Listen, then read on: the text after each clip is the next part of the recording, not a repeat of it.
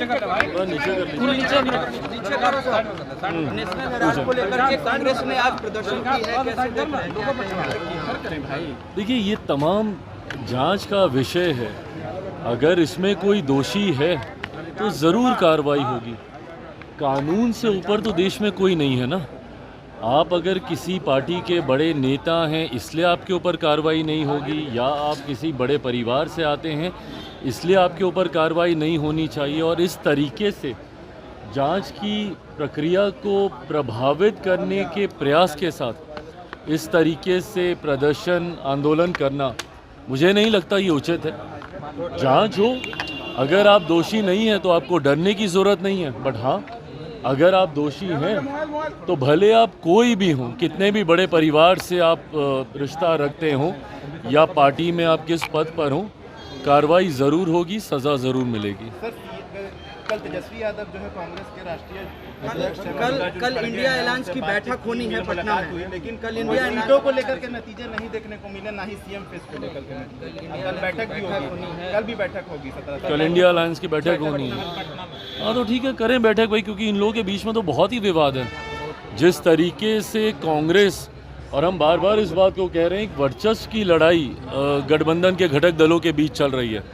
राजद जिस तरीके से अपने आप को एसर्ट करने का प्रयास कर रही है, अपने चेहरे को आगे करने का प्रयास कर रही है, उसी तरीके से कांग्रेस भी अब ना सीटों को लेकर कोई समझौता करने के मूड में दिख रही है और ना ही सीएम फेस में अपने आप को रेस से बाहर करना चाह रही है। ऐसे नेताओं के साथ उन्होंने गठबंधन या उनको अपने साथ शामिल करने की सोच रखी है, जिससे राजद को लंबे समय से ऐतराज़ रहा है। जिस तरीके से पप्पू यादव जी भी इनके अधिवेशन में वहाँ पर गए, वहाँ पर बातचीत हुई, ये तमाम चीज़ें दर्शा रहा है कि कहीं ना कहीं सब कुछ ठीक तो नहीं है। तथाकथित महागठबंधन या इंडिया अलायंस जो भी है, सब कुछ वहाँ पे ठीक नहीं है।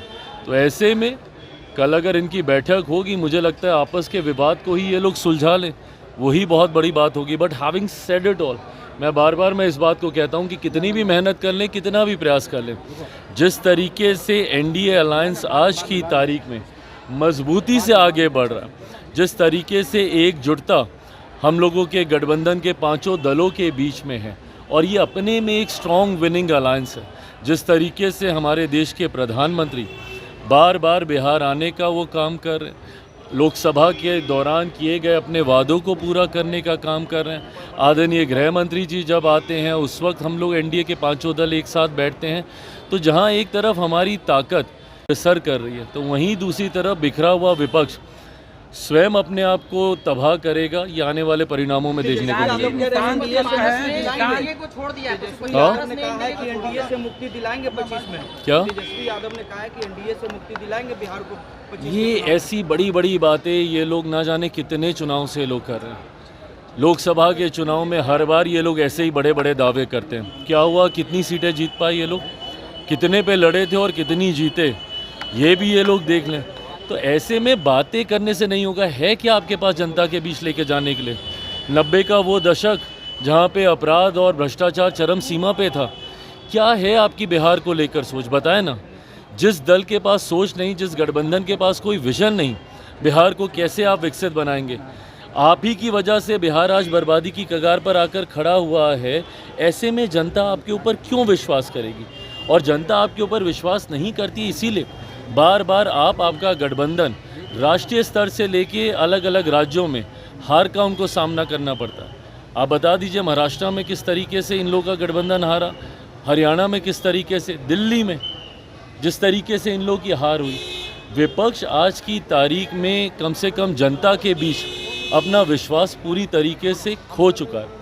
ये लोग अलग अलग विषयों को लेकर मुद्दा बनाते हैं, वक्त को लेकर दुनिया भर का ये लोग आंदोलन करने का काम करते हैं। जब ये विषय आता है, क्यों नहीं इनके कोई बड़ा नेता जाके सदन में बोलता है?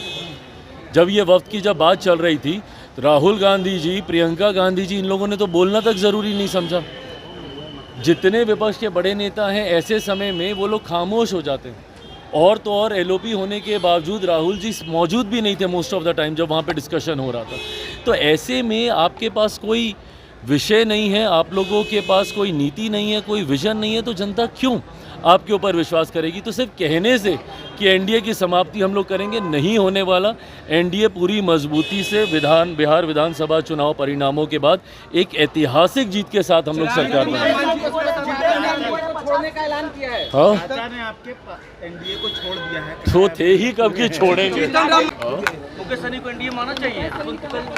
ये तो अभी कोई चर्चा का विषय ही नहीं है, ये कोई चर्चा का विषय मांझी जी 40 सीट मांग रहे हैं सर, कह रहे हैं कि हमको लोकसभा में जो अपनी बातें रखने का हक अधिकार हर किसी को है, पर ये सार्वजनिक मंच पे की जाने वाली चर्चाएं नहीं है। गठबंधन के भीतर चर्चा होगी जिसका जितना हक अधिकार सम्मान के साथ उनको दिया जाए। चिराग जी कि अमित शाह अंकल बोले हैं और प्रहलाद चौधरी बोले हैं कि नीतीश कुमार ही मुख्यमंत्री नीतीश कुमार ही सीएम फेस होंगे।